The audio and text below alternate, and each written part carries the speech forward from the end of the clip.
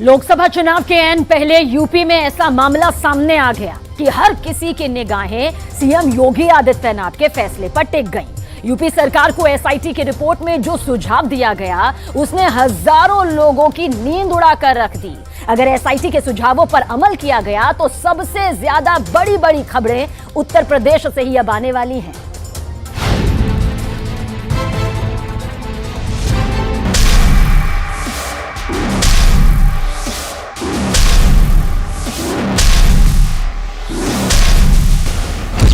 ये केवल मदरसे बंद नहीं कर रहे हैं, ये संस्कृत के विद्यालय भी बंद कर रहे हैं।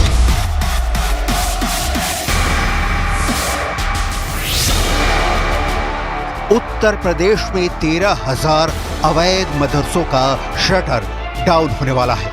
एसआईटी की रिपोर्ट ने देश को चौंका दिया है, लेकिन अखिलेश यादव से जब इस पर सवाल पूछा गया है तो उन्होंने जवाब दिया कि सरकार संस्कृत विद्यालय भी बंद करवा रही है।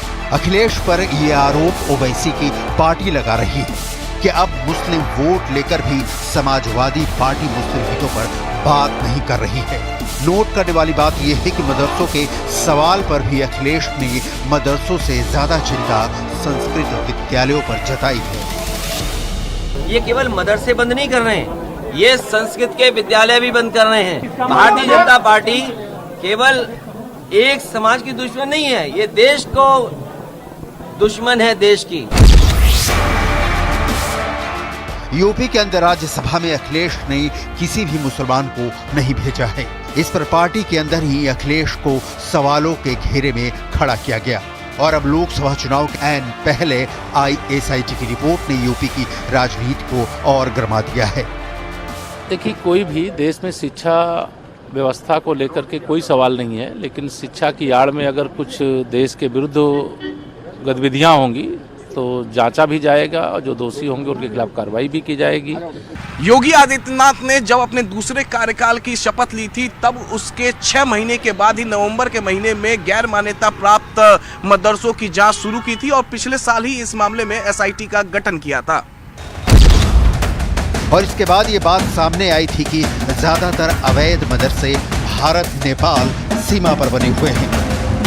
सबसे ज्यादा अवैध मदरसे नेपाल की सीमा से लगे यूपी के 7 जिले लखीमपुर, बहराइच, पीलीभीत, महाराजगंज और सिद्धार्थनगर में बने हैं और भारत की सुरक्षा की दृष्टि से ये पूरा इलाका बहुत संवेदनशील है।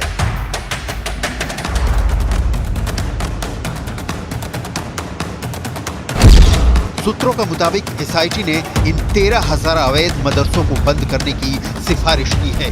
अवैध मदरसों की जांच में यूपी सरकार का मुख्य लक्ष्य ये पता लगाना था कि आखिर इन मदरसों का रजिस्ट्रेशन सरकार के पास है या नहीं।